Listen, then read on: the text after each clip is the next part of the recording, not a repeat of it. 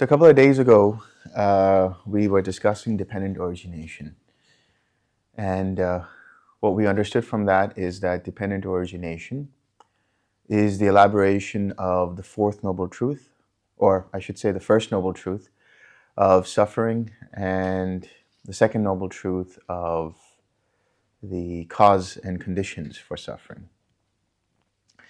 Today, what we will discuss is what's informally known as transcendental dependent origination.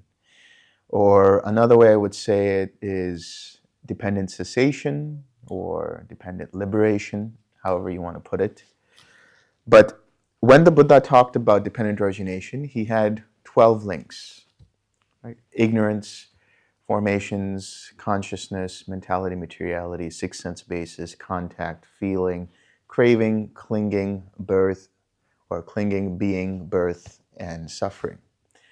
Then he said, from suffering there arises 11 more links that have to do with how the mind is liberated. In other words, not how the mind causes itself suffering, but how the mind experiences and realizes it for itself, the cessation of suffering, the third noble truth, which incorporates or interweaves the Eightfold Path, which is the fourth noble truth. So what is the first link in transcendental dependent origination? Technically, the first link is suffering, dukkha. But we already know what that is. We've already experienced it. We know exactly how to deal with it. But what the Buddha has said is suffering leads to two paths or two destinations. One is further suffering. So a person experiences mental and physical suffering, and they try to alleviate that suffering by numbing it, right? So they will use food, sex, drugs, alcohol, all kinds of sensual pleasures in the pursuit of reducing or ceasing that suffering. But in reality, what they're doing is they're identifying with sensual pleasures. They're identifying with the sense bases, which only causes, in the future, further suffering. So that's the first way. The second way is eventually a person says, all right, I've had enough. This has gone on for quite enough, right? There has to be a way out. There has to be another way out of this. And so this is what the Buddha calls the search for the Dhamma, the search for the way out of suffering. And quite literally, in some cases, including mine, the search can be an actual YouTube search, right? What is the way out of suffering? And so I got introduced to Bhante Vimaramsi. Then I did a 10-day online retreat with David Johnson. And I saw, indeed, there must be a way out of the suffering, and I found the path for myself. So this search is conditioned by what's known as samvega. Samvega is a smaller form of disenchantment. It is basically becoming tired, right? So one path leads to further confusion, and the other path leads to the search. And in the suttas it says, he asks, is there a person who knows one or two things about the cessation of suffering? Right? That's the search. So this samvega is a form of disenchantment. It's basically saying, I've had enough. A form of saying, there must be a way out. Then based on that, one is introduced initially to the Dhamma. Right? One attends a retreat like this, and there is a Buddha or a Buddha's disciple or somebody who has studied and practiced for themselves who says, this is the way out. And all those who come to a retreat or all those who come to the path will do so out of some level of faith. Now, when we say faith, which comes from the word saddha, We're not saying that you need to believe in anything. We're not saying that you need to believe in the Buddha, you need to believe in the Dhamma, you need to believe in the Sangha. So in the mornings when you do your refuges, the idea is not that I pray and bow down to the Buddha or the Dhamma or the Sangha. It's more of I am open to what the Buddha has experienced for himself, and I'm open to investigating for myself what this Dhamma is.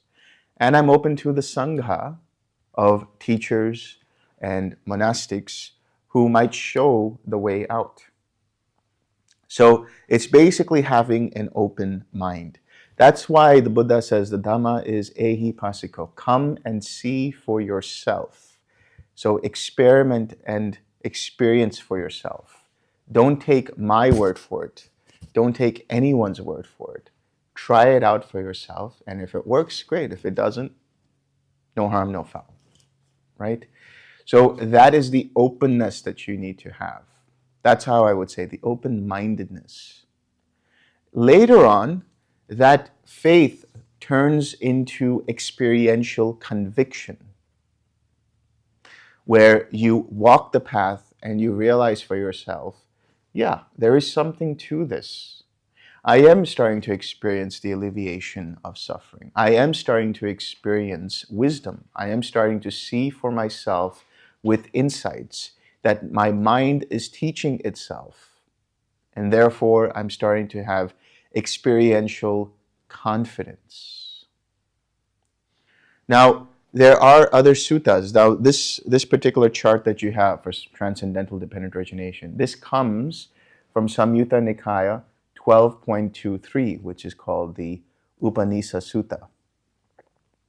There are other suttas which come from the Anguttara Nikaya. Anguttara Nikaya 10.1, 10.2, 10.3, 10.4, which all have variations of this chart.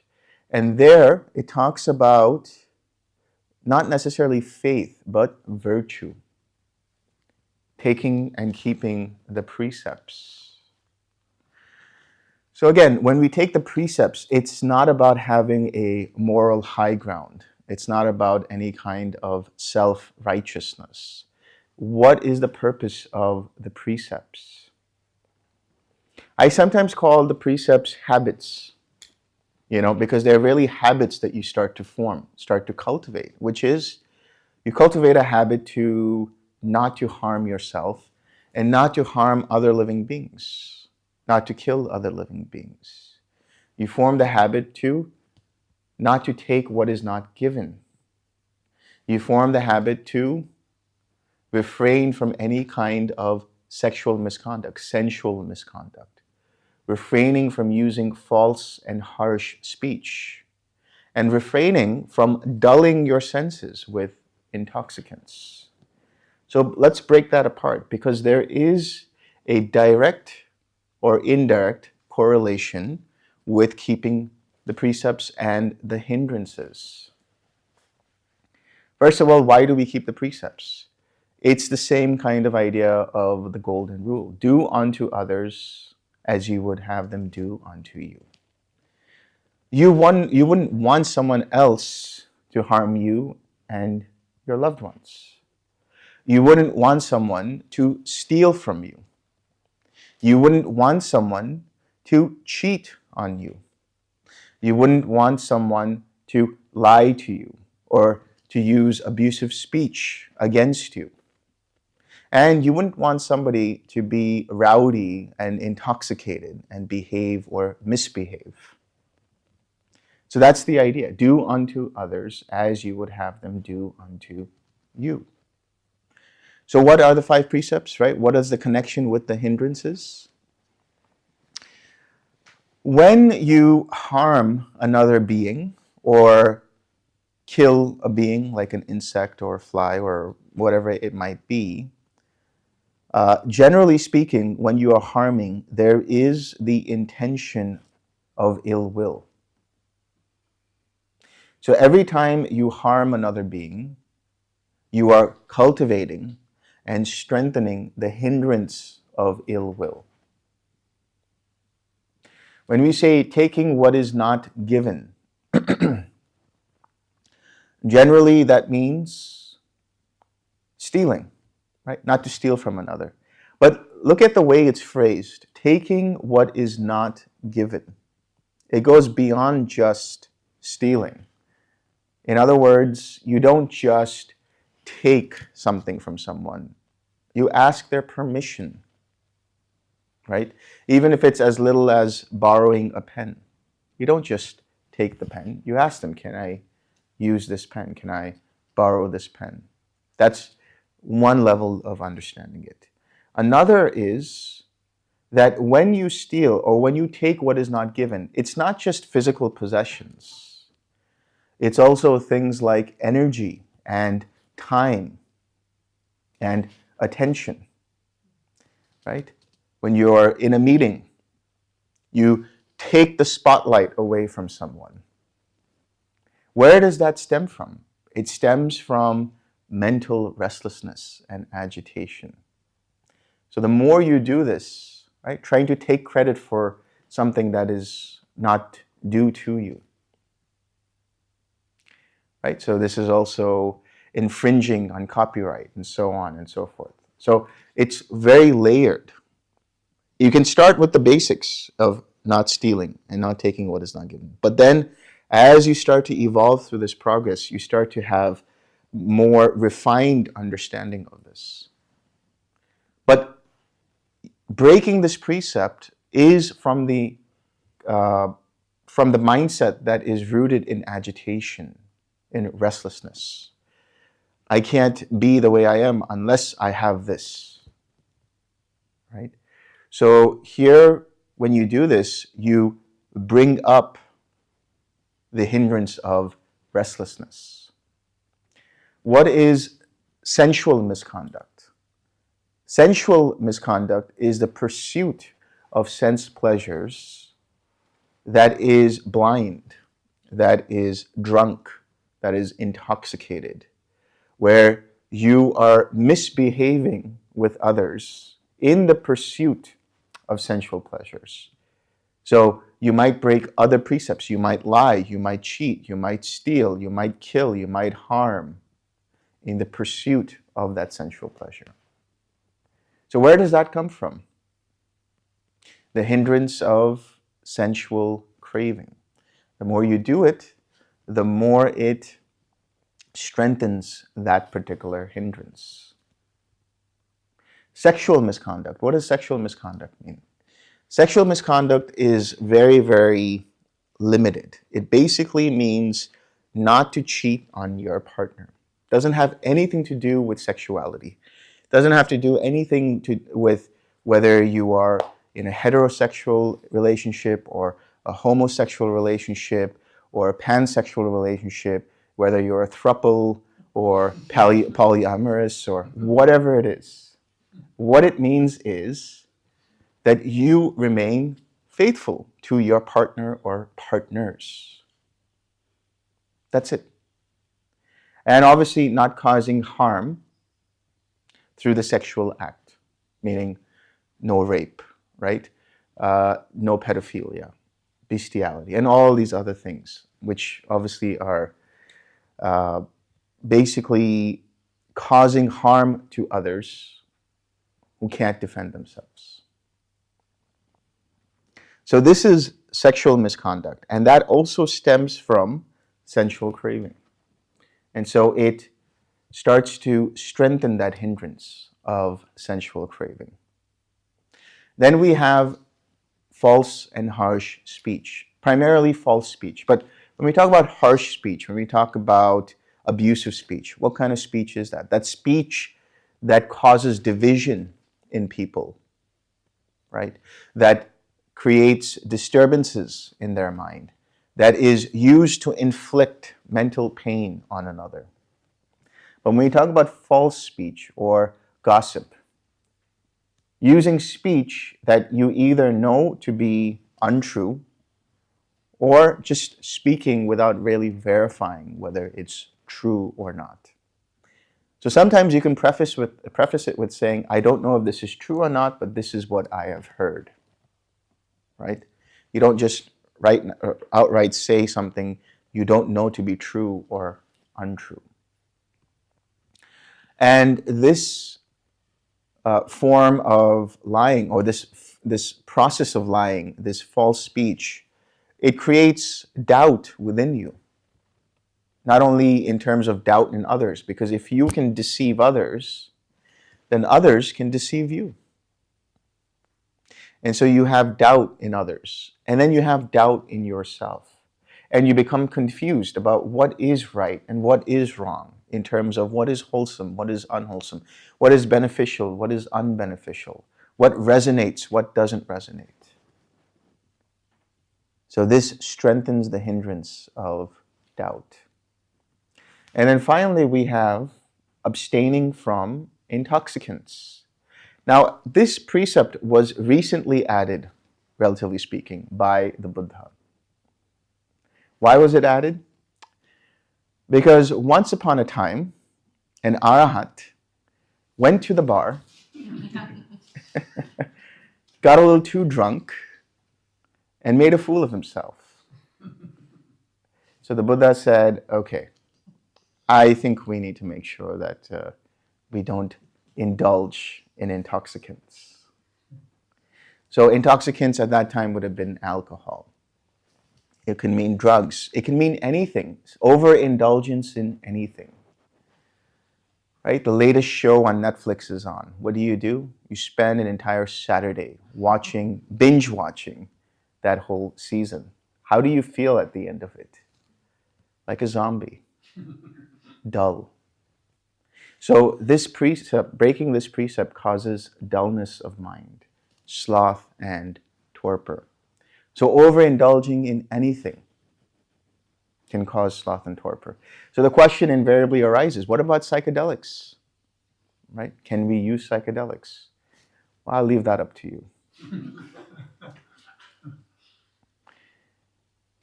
So when you start to keep the precepts, this is what happens. You start to bring stability in the mind. The mind starts to stabilize. The mind starts to become unagitated. And it becomes free of regret. And so that's why in Anguttara Nikaya 10.1, 10.2, 10.3, 10.4, it says that keeping the precepts leads to a mind free of regret. When a mind is free of regret, it is very stable.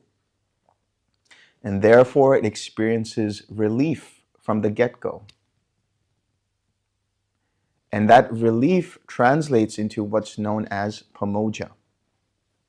Pamoja is gladness in the Dhamma. Remember when I said that when you experience the first jhana, the first thing that you have to do is let go of the hindrances. And when you let go of the hindrances, you feel relief. Tapping into that feeling of relief is the gateway into jhana. Realizing for yourself that, yes, I am free of these hindrances. And naturally what arises is gladness in the Dhamma.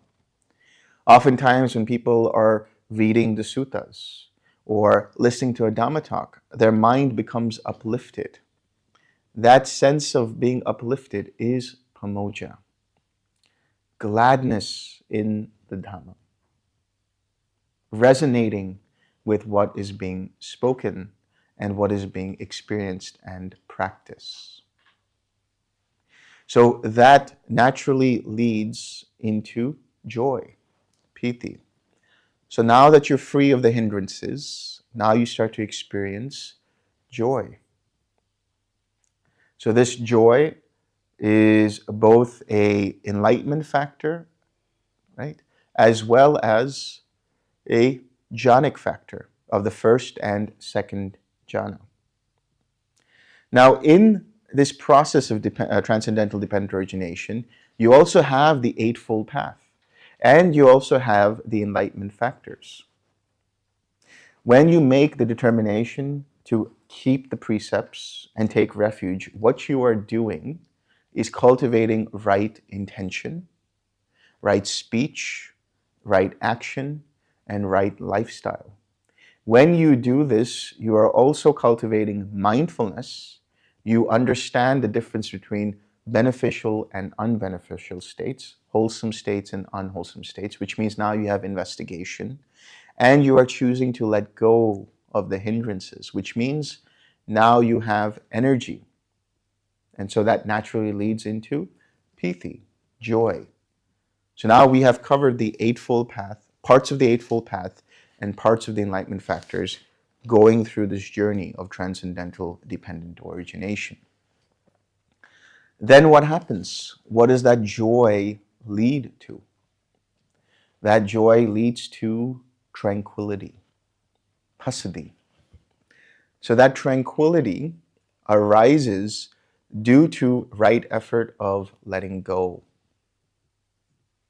recognizing, relaxing, resmiling, returning. That gives rise to tranquility, serenity, calmness in the mind, which is a factor of the third jhana and the fourth jhana.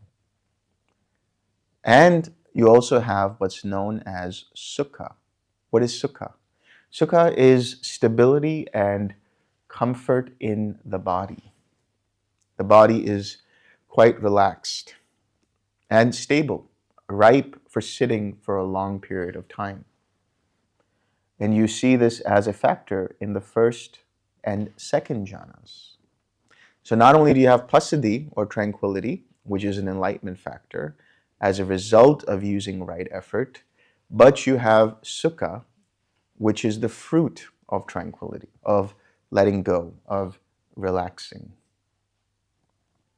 When all of that comes together, that culminates into right collectedness. Why? Because now you have right mindfulness that allows you to see and observe how your mind's attention moves. And with the cultivation, the natural, organic, almost automatic cultivation of the enlightenment factors, there is collectedness.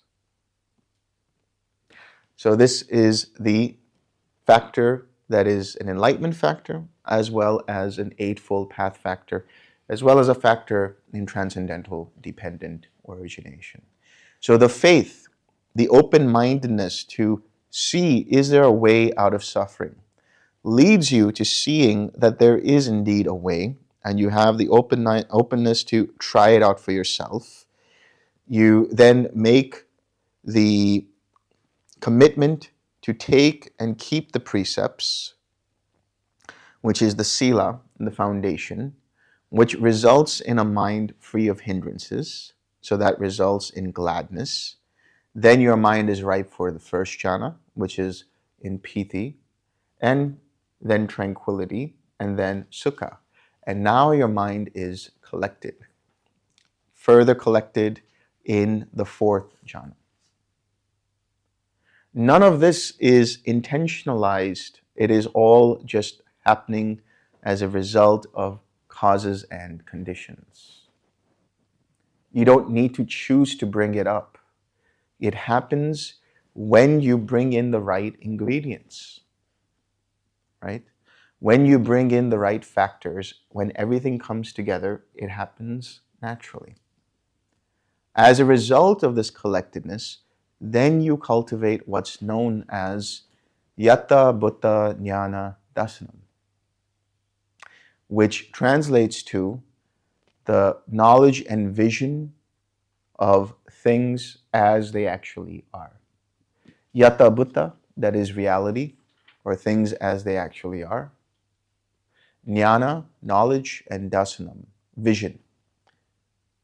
Seeing things as they actually are. How do you do that? How does that arise as a result of collectedness? Because that collectedness, which is also an enlightenment factor, gives rise to equanimity. To see things as they actually are without being affected one way or the other is equanimity. Being able to see that, okay, here is present a hindrance, and being okay with that. That is the reality of the situation. I can't do anything about that. If I try to push it away, it's going to come back to me. If I try to fight it, if I try to suppress it, it's going to come back again with full force. So I'm gently acknowledging it and saying, okay, this is the truth of the moment. This is the Dhamma. This is the truth of the moment. So how do I deal with it? I gently let go and I replace it with something like the smile and come back to a wholesome object. If it's something that is wonderful, oh wow, look, I'm in infinite consciousness. Oh, I'm experiencing spaciousness. Wow, all kinds of insights are being downloaded into my mind. You don't have equanimity there. There's a lot of like, oh, me. This is wonderful, right? But if you have equanimity, you're just aware, okay, this is what's going on. So seeing things as they are without being affected one way or the other, whether it's wholesome, unwholesome, positive, negative, or neutral, whatever it is, just observing. You're just watching the show. That's it. You're just observing how your mind works. You're just dropping this, dropping that, and then seeing what happens. That's it. So when you're in quiet mind, now we'll get into quiet mind eventually, but first you are radiating equanimity. And as a result of that, the mind becomes very quiet, doesn't want to do anything, and then it comes into quiet mind. And what happens? For a little while, the mind experiences what is called the B word. The word that Bhante Vimramji absolutely hated. Boredom. My mind is bored. It wants to do one thing or the other. It's too quiet here. There's not a lot of stuff going on. Maybe if I just tweak this, maybe I should do this. Maybe if I relax, maybe if I investigate into this. What is all that stemming from? Restlessness caused by boredom. When the mind doesn't have enough stimuli, it doesn't have enough stimulation as it was used to, then it becomes bored. It's like a little kid. Needs to do something, so it becomes restless. Or it does something else. It takes a nap. Goes into sloth and torpor. Says, you know what, I'm checking out. If you're not going to feed me what I want, I'm checking out. So it's always wanting to do something or another. It's always wanting to tinker. No, maybe I shouldn't radiate loving kindness. Maybe I should focus on this. And then from there, I'll get it. And from here, something might happen, right? Maybe I shouldn't be in quiet mind. I'll just look into my past lives. Or maybe I'll just let go of this and experience another realm. You know, all these things the mind wants to just trick itself into thinking that this is the way to do it. Whereas it is really that simple to just rest in that quiet space, in that quietness. And once you do that, then you don't do anything. You literally don't do anything. Stuff comes up, you let it go. It's like clouds in the sky. They will just drift away. And then you'll start to get into the neither perception nor non-perception, where you're in this dreamscape. Things are coming, different kinds of patterns. Maybe you are seeing into past lives. Maybe you're looking at something that you did, or it's just something very, very dreamlike. And then the fog clears away, and the mind becomes even quieter into still mind. And this is where you have disenchantment. What does that mean, disenchantment? It comes from the Pali word nibbida. Nibbida literally means revulsion, different from aversion. What is an example of nibbida or disenchantment. Today we were served a wonderful piece of brownie, wasn't it? I like brownies. They're really great. If I told someone that and they said, "Oh, that's great. Let me make you a batch of brownies." And they come and they kindly come to me and say, "Here, have a plate of brownies." And, I love brownies. What am I going to do? I'm going to eat a couple. And then they say, "No, no, no, take some more." And I say, "Thank you very much. I want to be polite." So I said, "Okay, I'll take another one." So I eat that brownie and I'm pretty full, very content. But then the host says, "I made another batch for you. Please have some more." And at this point I say, "Okay," with some resistance. And I still eat that. So before I was like, "Oh, brownies, wonderful. I love brownies. I want some more." I'm eating them. And I take some more. And eventually I'm full. And eventually the same source of delight becomes a source of revulsion. I've had enough. That's it. This is disenchantment. When your mind becomes bored, it becomes enchanted by other things. Maybe I should do this. Maybe I should do that. Maybe I should investigate into this. Maybe I should go for a walk. Nothing's happening in the meditation at this point. It seems to have lost steam. So let me get up and go and do something, right? But you've been only sitting for an hour, right? Or, maybe I should look into what happened a couple of days ago. Yeah, that's the right way. So now your mind goes there. And it's like it's trying to recreate that experience. So it becomes enchanted by things. Or other things start to bombard you. All kinds of formations start to bombard you. All kinds of thoughts, all kinds of pictures, all kinds of images start to bombard you. And your mind says, "I can't take this anymore." So that's another kind of enchantment. So how do you deal with that? How do you deal with the boredom? How do you deal with the restlessness? How do you deal with the sloth and torpor? There's a couple of ways of doing it. If you find that there is more agitation and restlessness in the mind, then you use the tranquilizing enlightenment factors, which means you are aware that the mind is restless, so that's mindfulness, and then you relax and let go and be equanimous. If you find that the mind starts to gravitate towards sloth and torpor, starts to disengage in a way that causes dullness of mind, then you bring in the energizing factors, the energizing enlightenment factors, which is you bring some joy to it. You bring some interest to what it is that you're watching. Even if it's just quiet mind, there's nothing going on. You just bring a little bit more attention. So you're bringing in more energy, you're bringing in more joy, and you're bringing in a little bit more collectedness. Some investigation into what's going on. Now, if that still doesn't work, then what do you do? Look at your chart. What does it say? Yata Bhutta Jnana Dasam, the seeing of things as they actually are, which is the equanimity, leads to disenchantment. So if there's not enough disenchantment, if the mind is grasping at things, what do? Take a step back. Go back to radiating equanimity again.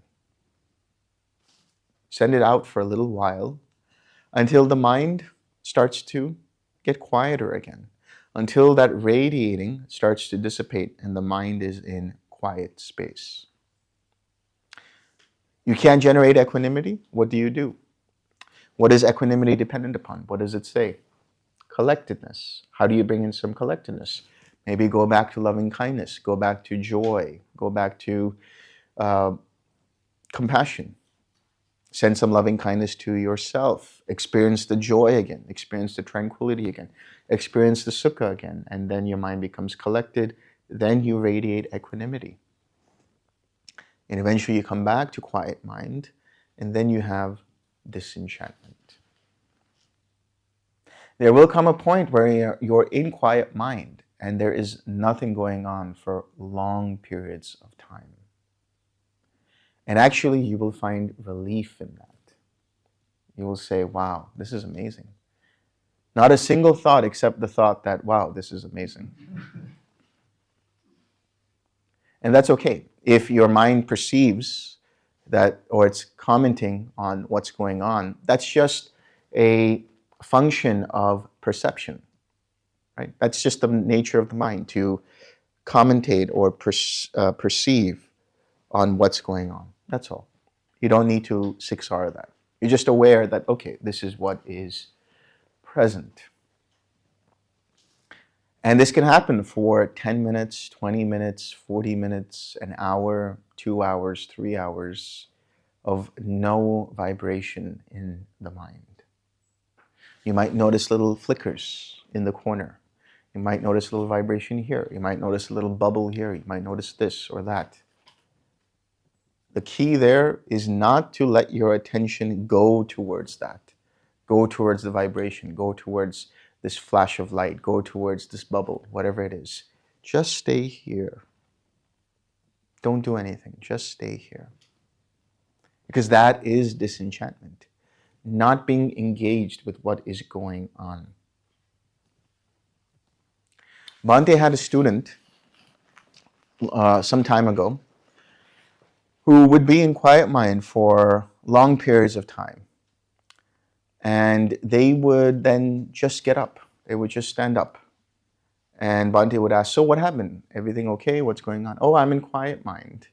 But I'm experiencing this very deep sense of quietness. It's even deeper than quiet mind. So Bhante said, okay, what do you do after that? Oh, I just get up from it. And he said, no, don't do that. Just stay there as best as you can. Now, granted, there are times where you just lose fuel, right? And that's fine. You just have a certain level of inertia. And for that, all you need to do is, get up from your sit and do something active. Go for a brisk walk. It's important to do brisk walks because that starts to bring up circulation, right? And then when you're ready, come back to sit. And you'll find that the body and the mind are re-energized. Another student of Bonhays was in quiet mind. And then he would look at the formations that came up, and it would take him into a memory, and then he would go down that memory, and he would investigate into the nature of that memory, right? And Bhante would say, what are you doing? He says, well, this is what I found. I am in quiet mind, and something comes up. And I think it's important for me to really investigate into this particular thought pattern. If Bhante's head was not shaven, he would probably pull out his hair. He said, don't do that. It took that person months and months and years to finally listen and say, okay, don't go down that rabbit hole. Just stay in quiet mind. And before they knew it, everything ceased when they least expected it. So this disenchantment is so important. But in order for you to cultivate it, you cannot just bring up disenchantment. Disenchantment is a fruit of your efforts to cultivate equanimity. And if equanimity is not there, bring in more relaxation. If relaxation is not there, bring in more joy. Because remember, joy and tranquility are interdependent. When the mind is happy, it's naturally relaxed. When it's relaxed, it's naturally uplifted. When it's naturally uplifted, it's naturally collected. When it's naturally collected, it can see things as they are without getting affected. Now it has equanimity. When it's able to do that, the natural fruit of that, when it is ripe and ready to pluck or falls off the tree, that is disenchantment. This disenchantment then leads into what's known as dispassion. Dispassion comes from the Pali word viraga. Raga means color or passion. V is no, right? So it's a level of detachment, a level of non-attachment. And again, this is a natural fruit of equanimity. This passion, when it arises, it creates a bubble effect in the mind. The mind remains insulated. No matter what arises, if anything at all does arise, just swerves through the mind. The mind becomes like Teflon, like a non-stick pan. Nothing sticks to it. Everything just glides through it, glides past it. And so this passion happens when the mind comes from quiet mind into still mind, where absolutely no vibration is there. No matter what is coming up, the mind doesn't go in its direction. It remains stable and steady. So this passion, again, is a fruit. You can't bring it up. You can only reside in it. The mind can only experience it as a result of cultivating joy, tranquility, collectedness, and equanimity. So this passion allows the mind to be very still. And what can happen is that even the still mind, the mind that has zero vibration, can become tense. It's too coarse an object for the mind. And so for that reason, you let go of even mind as an object. This is where you get into objectless awareness, an awareness that is undirected, signless, empty, just pure awareness. Not looking at anything in particular. I used the analogy of the flashlight some time ago about this, right? You put the flashlight beam up into the sky and imagine it goes out into space, doesn't land on anything. And eventually, once the batteries are run out, it ceases. When the batteries which are fueled by your attention, that is to say, when the formations which are fueled by your attention start to dissipate, because at this point, all there is are mental formations dependent upon your attention. And so the last formation to go is the sense of me, mine, or myself. So if you ever find yourself, so to speak, in this signless state of mind, in this signless collectedness of mind, you don't have to do anything. As soon as you see a formation come up, in the very seeing of it, it dissipates. The moment you try to engage with it by relaxing it, guess what happens? Now you've taken something as an object and you come back out of that. So when you are in this very subtle stage, how do you know you're in the subtle stage? You get into the doorway of the signless. What is the doorway of signless? It can be manifested in the mind as like a screen of light. If you remember the old television sets which used to have like those mosquitoes, like the black and white static. Sometimes it looks like that. Sometimes it's got a greenish hue. Sometimes it's got a bluish hue. Sometimes it's got a very bright white light kind of hue. But whatever it is, if you just let the mind merge into it, you go into it, right? You no longer just observe it. Your mind just goes into it. It crosses in through that light, and there is the signless. So this objectless awareness. When you're in that, there is no direction. There's no up, there's no down, there's no this, there's no that. There's no sense of observer necessarily. There's no sense of directionality, so it's undirected. There's no object, that's why it's signless. And there's, as I said, no sense of I, me, or myself there. It's just pure awareness. So this is as close to Nibbana as you can get. This is as close to Anidasanam Vinyanam as you can get. And while you're there, Your goal there is to do nothing. Don't even relax. Just don't do anything. And then when the last formations of conceit dissipate, then the mind experiences vimutti. That's the next step, liberation. Vimutti, what does that mean, vimutti? So there's different contexts to understand vimutti. In the larger context, when we say vimutti, we're saying getting off of the wheel of samsara, having played the game and exiting the game, right? Unplugging from the matrix. That is vimutti. Another way of looking at vimutti is that the mind experiences liberation from all causes and conditions. And at that point, experiences the unconditioned. That is Nibbana, the unconditioned. There are other names for Nibbana. Nibbana is just one. There's 32 other synonyms for Nibbana. It is the absolute. It is the beautiful. It is the island. It is the refuge. It is the wonder. It is the marvel. It is the unconditioned. Non-conceptual, beyond concepts. The mind touches that.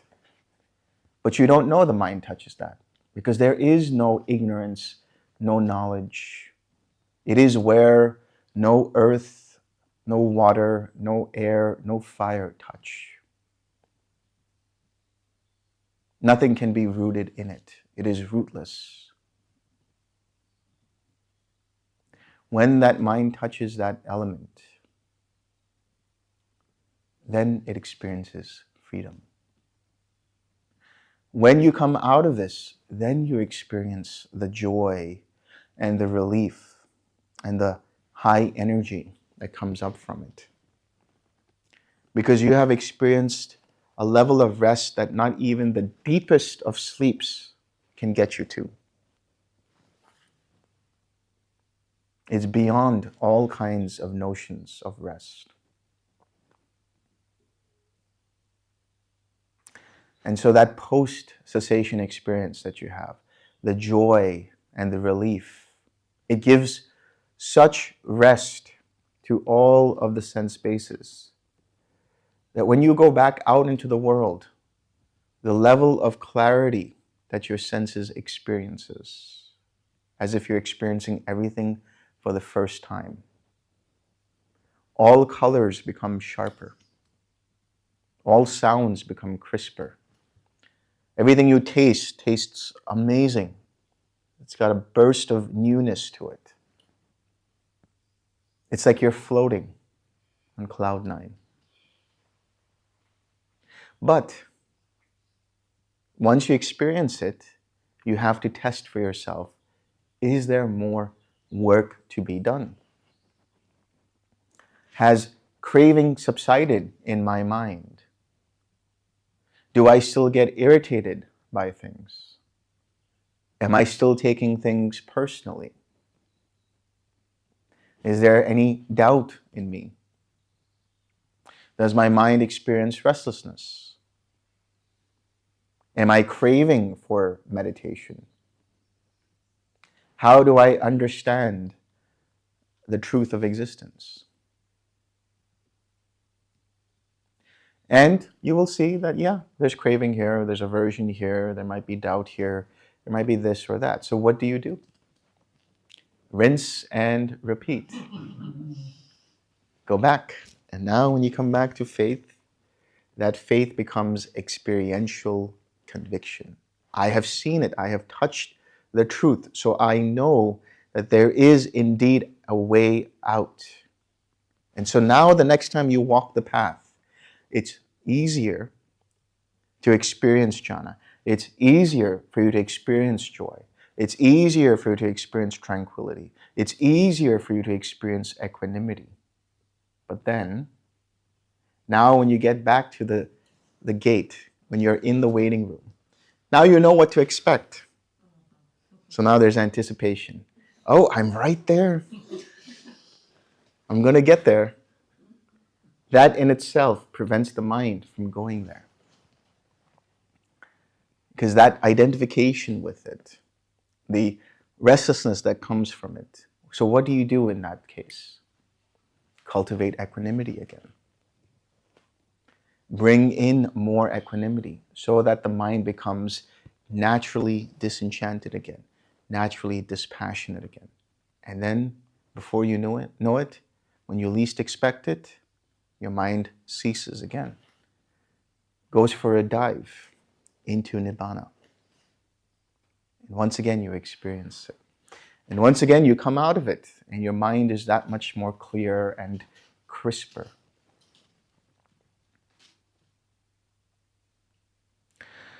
And when you experience it, what happens is you start to see dependent origination more clearly.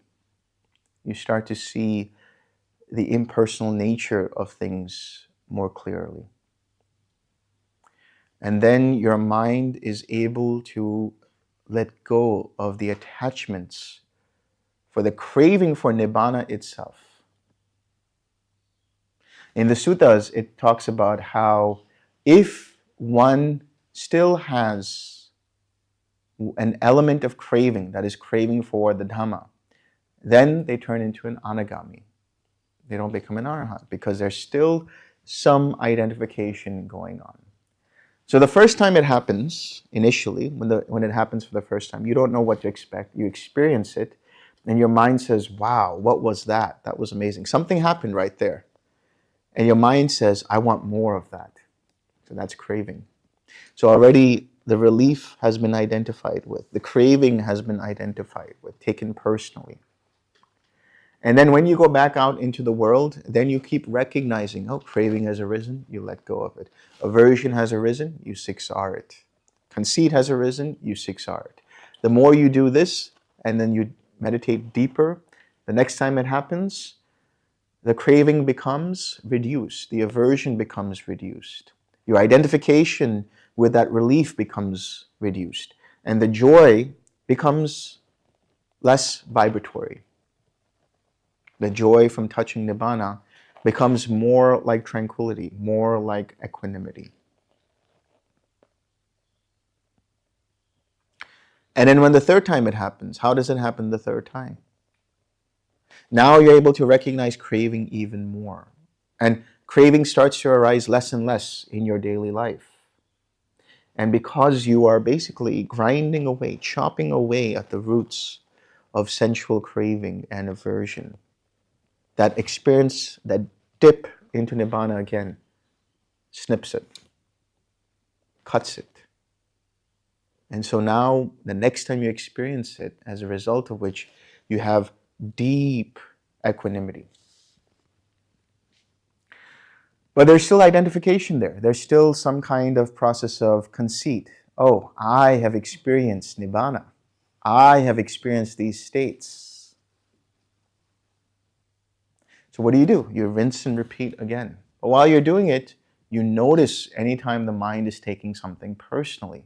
You notice anytime the mind tries to defend the Dhamma. Don't become a Dhamma defender. Just see it for what it actually is. Right? The raft to take you from one side to the other shore. And as you do this, you notice restlessness and you let that go. You notice the mind wants to be in a certain jhana, you let that go. You notice the mind has lack of mindfulness, you bring up mindfulness again. So you grind away at ignorance. And then you repeat that process again. And then, when you have that experience of Nibbana, there is no joy. There is no relief. There is no equanimity. It is just Nibbana all the time. Now the mind hasn't come out of Nibbana. The mind is Nibbana. The mind goes from samsara to Nibbana. It has cut off at the roots all greed, all hatred, all delusion. It has torn asunder all of the taints of sensual craving. It already happened when you became an anagami. Of all kinds of existential craving, of all kinds of identification, and all kinds of ignorance. And so that mind is now nibbana. It has experienced the absolute, and it is in the absolute.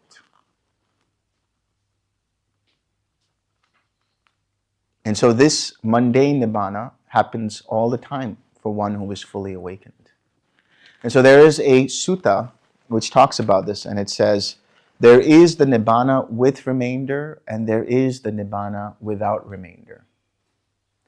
The nibbana with remainder generally is understood as nibbana that you can experience here and now while the five aggregates are still active. And the nibbana without remainder has been equated to pari-nibbana, the final nibbana that the mind experiences before the five aggregates dissolve. But I propose a different way of looking at it. You can still experience nibbana without remainder. What is nibbana with remainder? That is just the mind that is fully awake, free of all greed, hatred, and delusion. The nibbana without remainder is when that mind sits down, relaxes, lets go of all five aggregates, and experiences dipping into the supermundane nibbana, what is known in Pali as phala samapatti, the attainment of the fruit of awakening. And there, that's the dimension, that's the space, that's the element where nothing can be touched, nothing can touch it, no concepts can arise. And so the Arahat keeps touching that in meditation. And when that is possible for the Arahat, that final step is there. The knowledge of the destruction of the taints. The mind reviews and sees, yes, indeed, all greed is gone. All hatred is gone. All delusion is gone. The mind no longer has any identification. That's the end of the path. You have finished the game and fully unplugged from the matrix. And when you do that, even if you are in the matrix, you can never be affected by it again. Because you know the truth. You have become the one. Any questions? Yeah.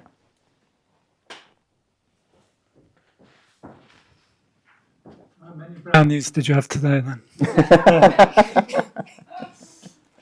I only had one. Because that's all I got. That's all I was given. I think is it possible to be in quiet mind while out and about doing your daily... Absolutely. That's what I thought, yeah. Absolutely, yeah. Your mind is very quiet and it's just doing whatever it's doing, which means there is absolute pristine mindfulness in whatever is happening.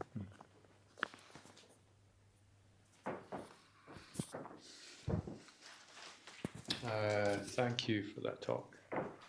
Really insightful. Question I have. I've looked into some other traditions, like the 18 Siddhas, the Kriya Yoga tradition, Babaji. Yeah. I am teaching Saint Germain, the Ascended Masters, and a lot of those traditions have the goal as some form of immortality. Yeah. And they have the Ascended Master, the Brotherhood, things like that.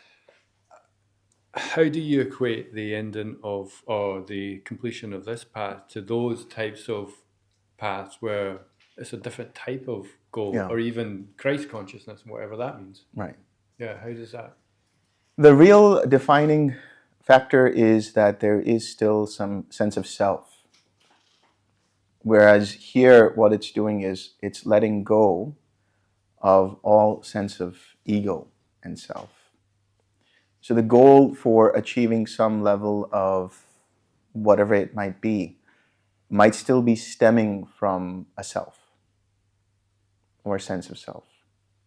Whereas if you just let go completely, then there's no notion of self or not self. It's just whatever it is. But what's interesting is Nibbana is also known as the eternal, the permanent. So that's where, people ask the question, when an arahat passes away, what happens to them? And the Buddha has said, he's given different kinds of analogies, but basically the 5 aggregates of the arahat are like ash. You can't do anything with it. But what happens to the consciousness, right? That's part of the 5 aggregates. And the idea is that the consciousness doesn't go anywhere. So one way I would explain that, and I'll be very careful in explaining this because I don't want anyone to take away that this is talking about some eternal self.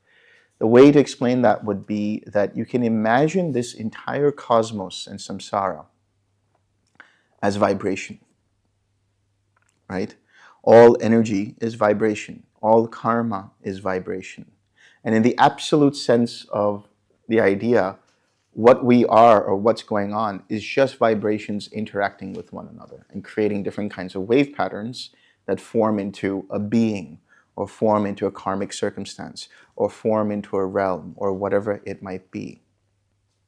But for the arahat, they get into this state of no vibration. It's just all vibration just ceases. And it's like it goes into the background behind all vibration. That could be immortality. Okay, thank you. Yeah. Delson, I have 2 questions. Acharya Delson, I have 2 questions. One should be a quick one. So basically, the first dip into cessation potentially could release you from the first 3, and then from the 3rd to the 10th, consecutive dips. So it's the same process of meditation, nothing different, no other practices. It's literally the same rinse and repeat. Yes. Okay. Yes. And then the question I But had... rinse and repeat with deeper understanding in daily life. Yes, yes. So suppose one hasn't achieved that dip, the first Hasn't popped off. hasn't popped. And one goes home. How should one's practice be to maintain a good chance of? And is there, like, should you take more retreats? Because my home retreats, my online retreats, are not as deep as physical ones. Yeah. So yeah. So it's best to understand that when you get off of retreat, it's important to still keep the same principles, which is keeping your precepts going and trying to keep a life that is as simple as possible. Now, that could mean whatever it means to a person, depending upon their life situations. But one of the things to do is to create a routine practice, absolutely essential. In the time of the Buddha, what they would say is for the monastics, not necessarily for lay people, they would go out for their lunch and then they would come back, maybe they would take some rest, and then they would go for the day's abiding.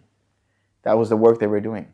And so you could say they were meditating 4, 6, 8, 10 hours a day. Not possible in the lay life. Not necessarily possible all the time. But a good practice might be to take 1 or 2 times off in the month where you can go away somewhere, disconnect from the world, right? Maybe over a weekend, and just go into self-retreat mode.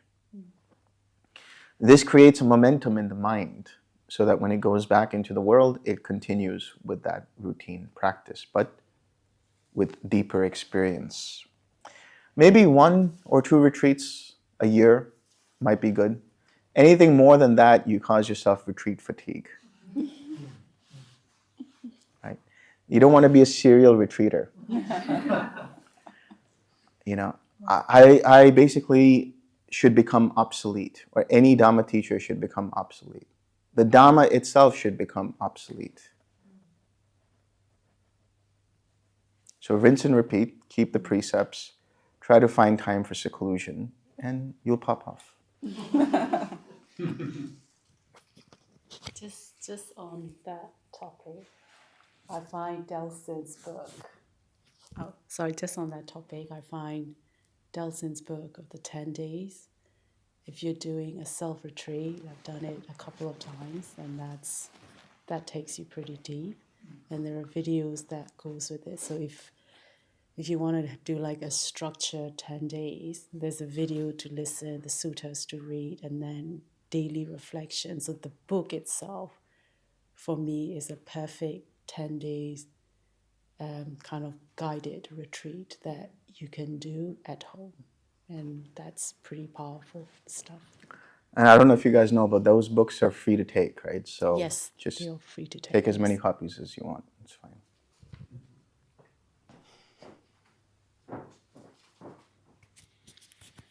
How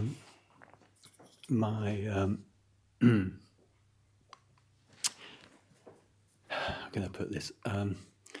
Experience. I find it's very intuitive. Yeah. And when you describe all the stages, I think, oh God, did I go through that one? Am I cheating? Should I have gone through that? Right. Or am I doing, and then I think, have I been doing something wrong? Or should I be doing more of this or less of that? Or, and I can't, but, for me, the end result seems to be the kind of proof of the pudding. So I think, well, if I get the proof, if I get the pudding, there must be something right. So I'm guessing one can skip little stages. I might be wrong. Yeah, I think more than skipping, what can happen is they're short-lived. All right. So they're touched upon. Mm-hmm. Or maybe the mind already has that innately and doesn't require more of it. Yeah. And just is able to carry along. It might be just I'm so lazy I don't do anything anyway. Comes naturally. Right, there you go. You haven't mentioned path fruition at all. Yeah. Whereas in David Johnson's book, that's basically, with each path. Is there a reason? No, there's no reason. It didn't come up. But now that it has. So path and fruition. So you notice this sometimes in the suttas. They talk about, there are 7 categories of people or 8 categories of people. There's one who is a Dhamma follower, somebody who is a stream winner, or somebody who is a once returner on the path and once returner with fruition, and so on and so forth. Now, there's no consensus on what actually this means, path and fruition. And I think the best way to go about doing it is allowing the mind to verify for itself what has happened. Generally speaking, when somebody has the experience for the first time, they have a level of stream entry. So that means they've gone into becoming a Dhamma follower, or they've become a stream enter with path. In other words, either they are on the path to stream entry, and then there is the fruition. Likewise, they are on the path towards Sakadagami, and then they have the fruition when they have the experience. But also, not every cessation will be a path or fruition. And the reason I say that is because there have been people with 16 cessations. By then, they should be double arhats. Right? But they found that they aren't. And the only reason is because the causes and conditions haven't come to be where they have fully let go of something. Which just means that you need more practice in your daily life of siksaring and letting go anytime any kind of fetter comes up, anytime any kind of hindrance comes up. So the path is where you have the entry into, sort of like a preview into, or a direct experience of what this process is. And then the fruition could be understood as having locked in or confirmed or verified for yourself that indeed you have this experience. Now, if you have the path and not the fruition, does it mean that if something happens, you won't get the fruition? Meaning, is it possible that you would slide back down? No. If you have the path, upon death, you will have the fruition. That's the way to understand it. Okay, another question. Also in David Johnson's book, he talks a lot about going through the links of dependent origination once you come out of a cessation. And that, Speak up. Oh, sorry.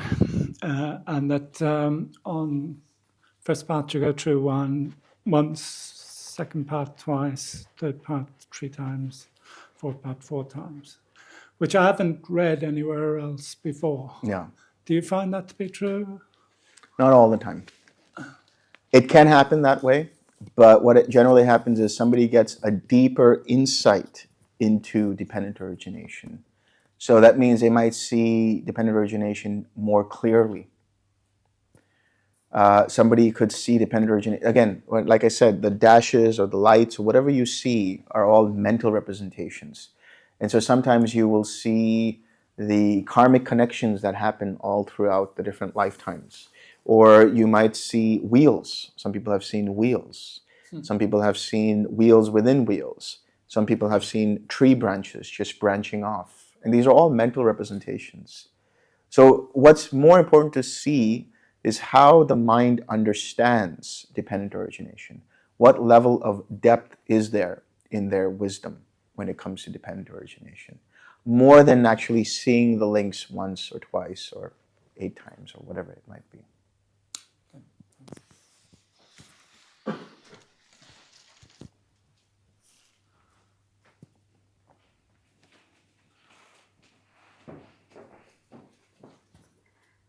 I have a question about the. You were telling about perceptions in quiet mind, like commenting like there's nothing.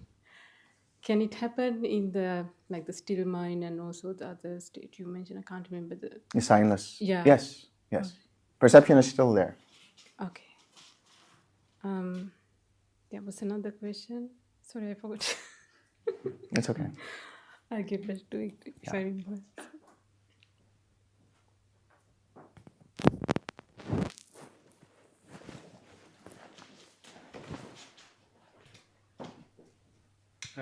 I have a question about the relationship between when the mind touches nibbana and mastery over the different aspects of the path as one evolves. Like for instance, the siddhis and attainments and things like that. Like you said, the attainment of Nirodha.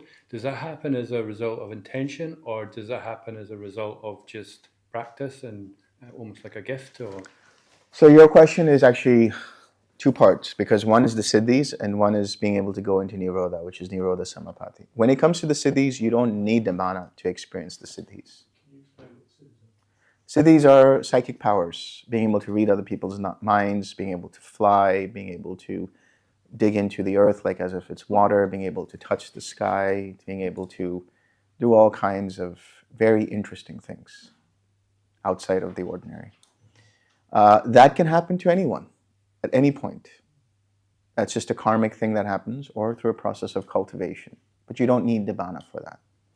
Now, being able to experience Nirodha at will, that is Nirodha Samapatti, generally it's understood that when you have the 3rd path, that is, you become an anagami, then the training changes to being able to go into Nirodha at will. And that training is quite complicated in the sense that you start off in the 1st jhana, and you have to be able to go into the 1st jhana whenever you want for however long you want. So you can go into the 1st jhana for 2 seconds and then come out, for 10 minutes and 2 seconds and then come out, and so on. Likewise, you do that for the 2nd jhana, the 3rd jhana, and the 4th jhana, and the 5th, and so on. And then you have to be able to skip. You go from the 1st jhana all the way to the 7th. Come down from the 7th jhana and go to the 4th. Go from the 4th and go to the 8th. Come down from the 8th and go to the 2nd. And then from the 2nd, go to the 5th. So being able to randomly go to any jhana whenever you want. Then the mind is ripe. Then the mind is malleable. Then the intention is able to be solidified to be able to go into cessation of perception, feeling, and consciousness whenever it wants. So that's the process.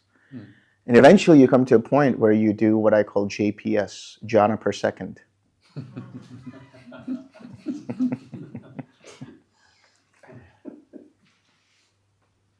So was that something you learned through meeting the TWIM practice?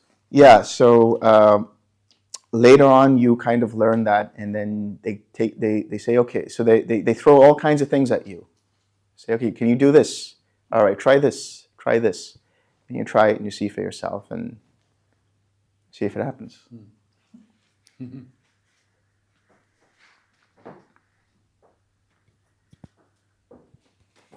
Do you need to be able to do the Nirodha Samapatti to attain the final arahantship?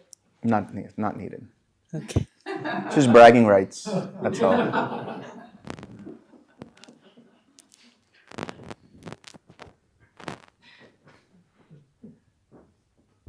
remember. Oh, good. I was originally going to ask about the Palasamapatti, Yeah. but I got the answer from you. The question I had was with the person you mentioned about like having 16 Cessations. Yeah. cessations. Like, is it like how do you know whether you have these like mini cessations, or is it based on like you look at whether you have craving and all these things, Right. like whether the fetus have gone? Is that the way? That's the only way. All right. That's the only way. Okay. Thank you.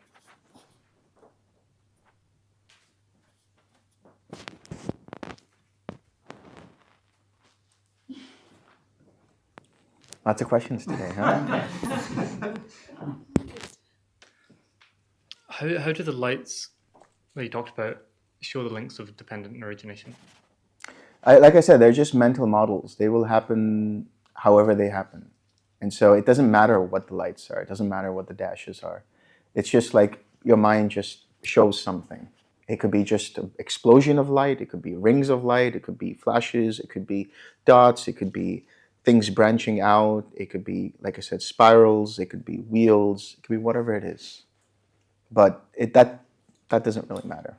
It's just a mental representation. Okay, thanks.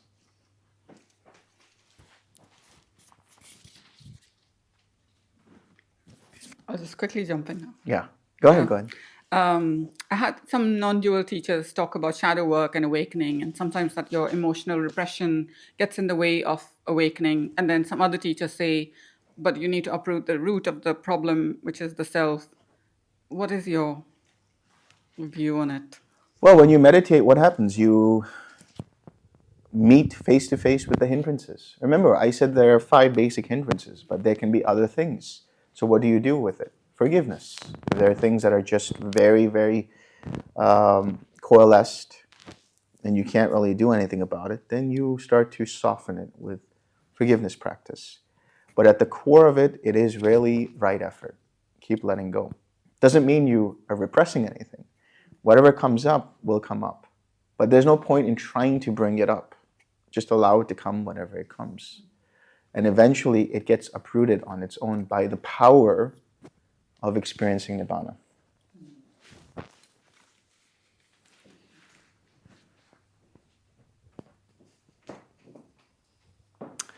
Is letting go of possessions a requirement to become an arahant? So, what do you mean by that, letting go of possessions? To not own anything. So does that mean the arahat doesn't have any bowls or robes or? Sure, they might have that. From what I understand, you've decided to... Don't ask about me. Okay. Can I have a house, an apartment, or...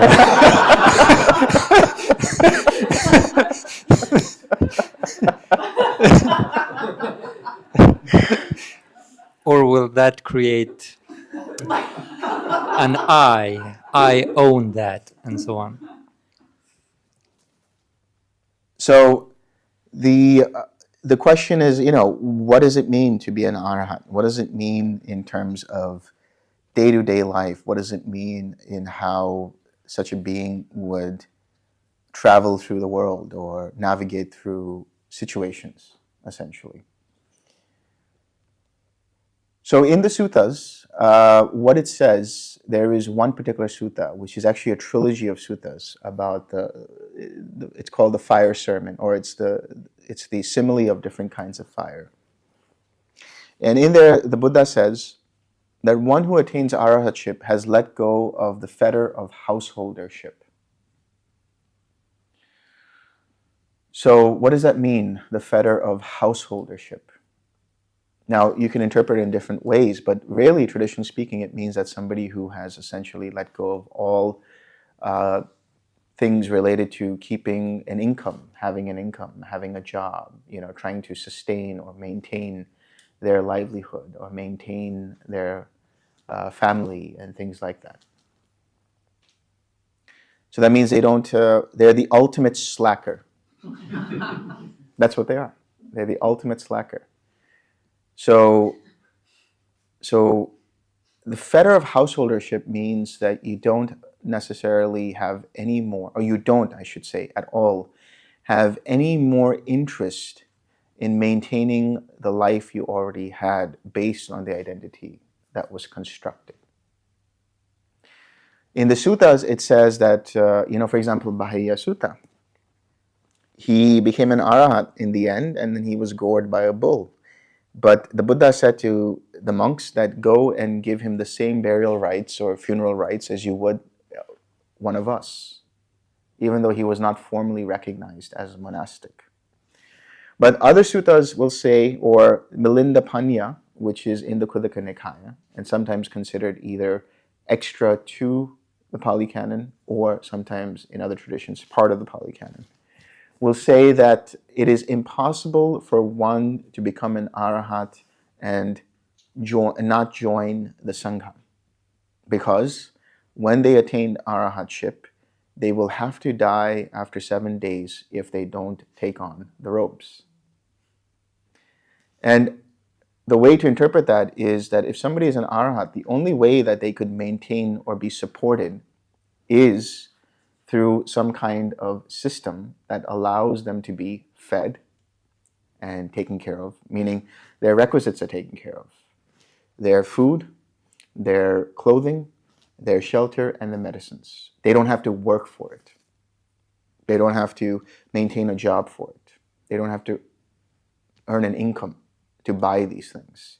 They are supported by the generosity of the Sangha, by the dana of the Sangha. So householdership would mean that there are attachments to possessions. In modern day, that's the modern conveniences of owning or renting an apartment, or having a car, paying bills, and all of these things. But in today's modern day, an arahat would be a slacker. They wouldn't be doing anything. Now, does that mean they have to become a monastic? But before becoming an arahant, will having possessions, a career, and so on, create too much of an I-ness? Oh yeah, I mean the different types of conceit that are there. There are different types, something like 40 different types, and one of the conceits is related to one's career, identifying with the career, identifying with possessions, identifying with knowledge, identifying with one's education, identifying with one's relationships, and so on.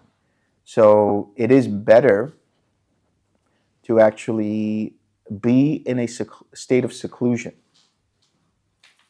whatever that might mean to you, so that you're not bombarded by the normal responsibilities of a householder in order to make that jump into arahatship. Much easier to do. Okay. Now, I'll give you some examples of one particular person.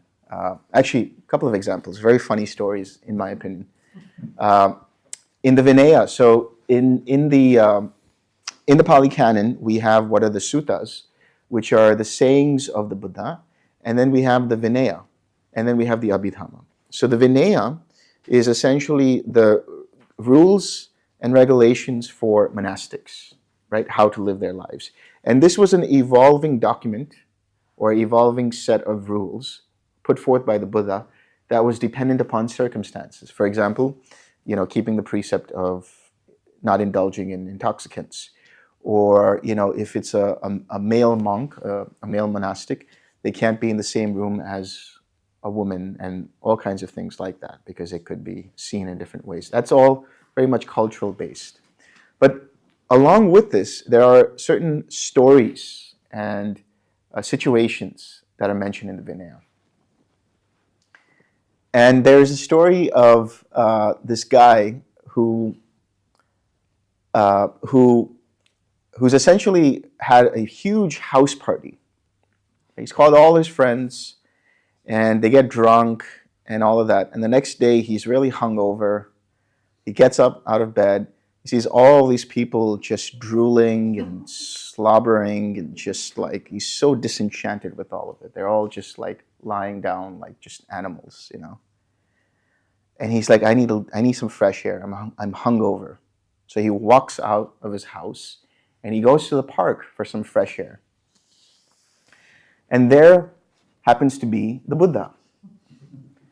And he's very much interested by this character, the Buddha. And he says, what are you on about, And so the Buddha says, well, this is what I teach. And he goes into a whole discourse about precepts and samadhi and so on. And upon listening to that, this particular individual becomes a stream enter. And shortly after, this person, their father, comes out of the house looking for them, calling out, seeing if he's there. And then he also encounters the Buddha, and he says, have you seen so-and-so? And through the Buddha's magical powers, this person is hidden. Because the Buddha realizes that he has the potential to become an arhat. And so the Buddha says, never mind that, let me tell you about something. And so he gives him the same discourse. And then the father becomes a stream enter. But while this person is listening for a second time, the same discourse, he becomes an arhat. And not shortly after, he joins the Sangha. He becomes a bhikkhu. There's another story of an acrobatic performer. And while he's doing his pole vaulting and he stands up on the pole, he listens to the Buddha. But the Buddha is looking up at him, and he says something to the Buddha. The Buddha says something to him, and the guy's looking down and he's listening to what the Buddha is saying. And upon listening to it, as he's balancing on this pole, he becomes an arhat. And so as he comes down the pole, he decides he wants to join the Sangha. So the idea is that when you become an arhat, you lose complete interest in maintaining the same life you had before. You just want to go into seclusion. Second question. Yeah. When Buddha died, he went up through the 8 jhanas and back to the 4th before he died. Yeah. Why the 4th? Does it signify something? Not really. I mean, first of all, the reason Buddha was doing this, so he went through the 1st jhana, then he went to the 2nd jhana, then he went to the 3rd, then he went to the 4th, then he went into the 5th, then he went all the way up to the 8th, then he went into cessation of perception, feeling, and consciousness, Nirodha Samapatti. And at that point, everybody thought, oh, the Buddha is gone. But one of the monastics saw into it and said, no, he's just in cessation. And so he came back out, went into the 8th, went in the reverse order, and came back in the 4th. And then from the 4th, he directed his mind to Nibbana. So just because the 4th is really where, that's the last jhana, actually. Remember, when we say 5th, 6th, 7th, and 8th, they're all extensions of the 4th jhana. So all he was doing is inclining his mind from the 4th jhana into Nibbana. Before, he was inclining his mind from the 4th jhana into infinite space, then infinite consciousness, then nothingness, neither perception nor non-perception, then Nirodha, then came back down. And then when he came back to the 4th jhana, he inclined his mind to Nibbana. So the 4th jhana is the base from which a lot of things can happen. It's where you can activate psychic powers, you can go into past lives, you can go into different dimensions, you can do all kinds of stuff. That's all. Thank you.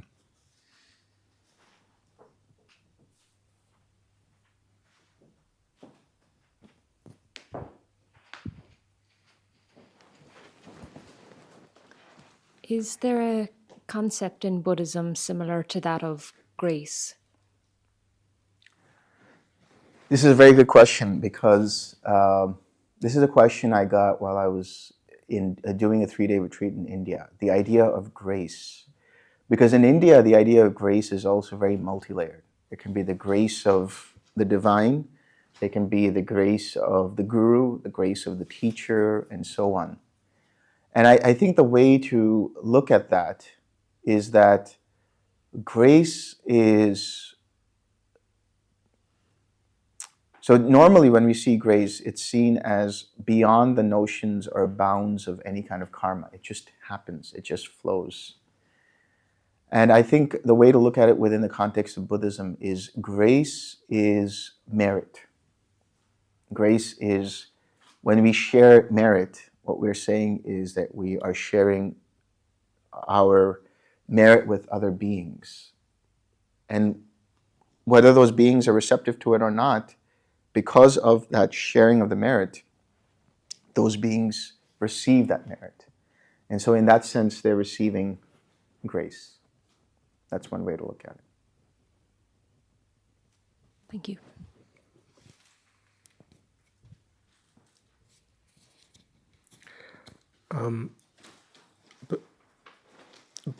But also it's, you can be in still mind or silentness, and whether or when there's a shift beyond that, in some ways is a matter of grace, it seems to me. There's nothing you can do. Well, the only thing you're doing is you're getting out of the way and letting go. Yeah. So grace is the interest that you live off of through all of the karmic bank balance. So letting go, letting go, letting go, letting go, getting out of the way, causes and conditions are right, boom, nibbana. Mm-hmm. Mm-hmm. So it's still a process of effort. Mm-hmm. Or a fruit of effort, I should say. Mm-hmm. Just on that grace, like for example, like divine beings helping us in certain endeavor, and if it would feel like grace, like suddenly things, but that's also somehow also related karma. to a karma as That's well, right? Because they're helping out an individual for the endeavor because of there's some sort of a karmic thing that they're trying to help support. That's right. And it will feel like grace from the receiving end. The blessings of the divine. It's a blessing of the divine. It's a process of karma. Yeah.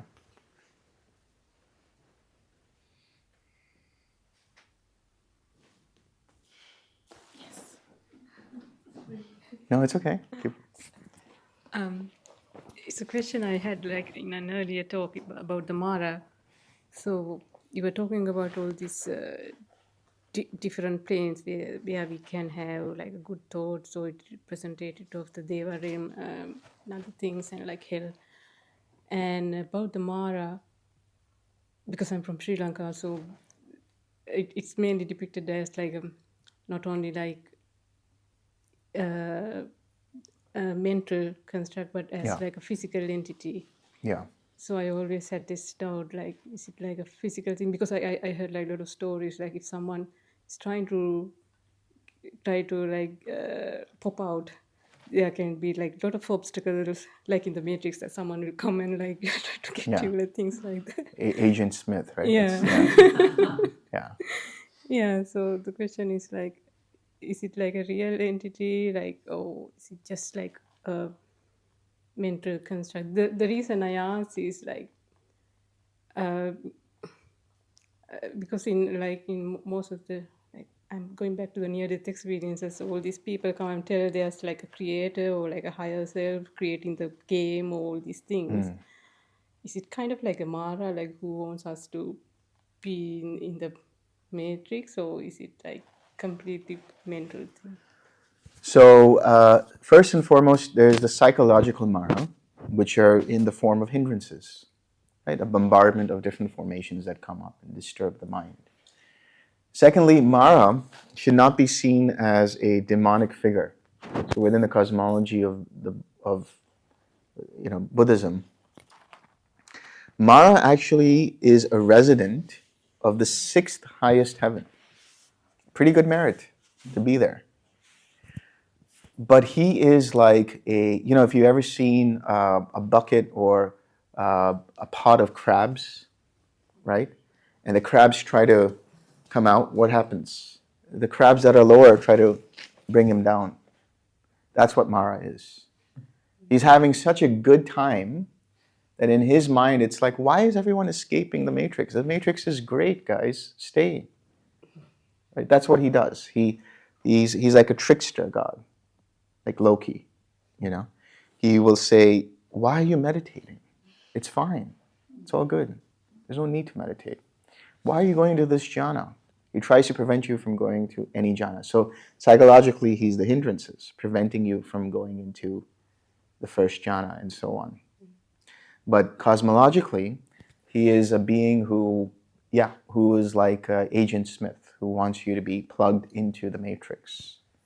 And he sees the enjoyment in that. And he says, why are you trying to escape? Stay back. Stay with me. But in the cosmological perspective, that's not good karma to do that. And so eventually he will dissipate his tenure as Mara and go somewhere else. And another Mara will come and replace him. Yeah. The funny thing is Moggallana, who was one of the chief disciples of the Buddha, is said to have been a Mara in past life. So it's not that bad. Eventually becomes an Arhat. Thank you.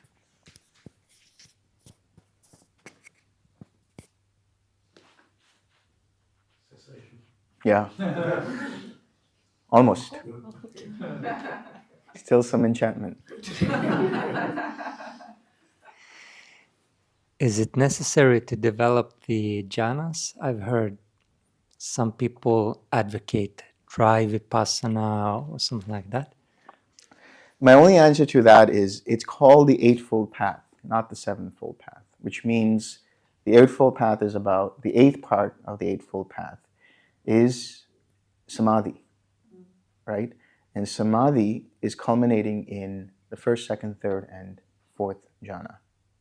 So the idea is you still need some experience of collectedness and going through the jhanas for you to be able to experience higher levels of insight. So that means even if there's vipassana, it is followed by samatha. So there's 4 ways to get to nibbana or the Dhamma. There's samatha followed by vipassana, which means that eventually the vipassana integrates into the samatha. There's vipassana followed by samatha, which means the samatha integrates into the vipassana. There's the samatha and vipassana yoked together, which is what the TWIM practice is. And there's agitation about the Dhamma, just like Ananda was agitated when, and this is a great story too. So after the time of the Buddha's parinibbana, the monks later on gathered together, all the arhats gathered together and said, we need to now see what to do. We need to come to a consensus of how to collect the Buddha's teachings and be able to have them available for future generations. And they said Ananda actually has all of the teachings of the Buddha because he has such a great photographic memory. And when Ananda was requested by the Buddha to be his attendant, Ananda said, I have a couple of stipulations. One is that you will take me everywhere that you go so that I can be there to listen to your teachings. The second is, if I am not where you are, when you come back, you have to tell me all the teachings that you gave. So Ananda took all of that and he became this embodied encyclopedia of the Dhamma. But the Arhats, being Arhats, said that, well, it's a council of Arhats and Ananda is not an Arhat.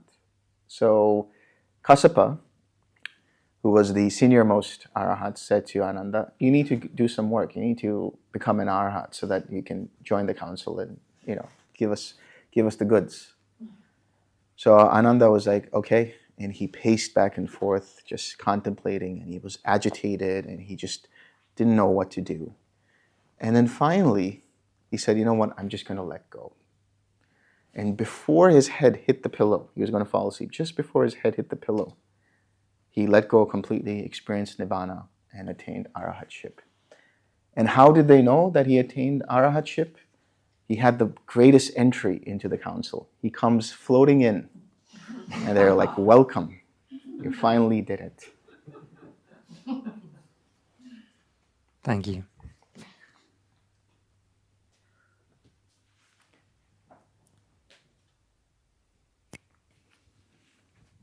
Let's share some merit.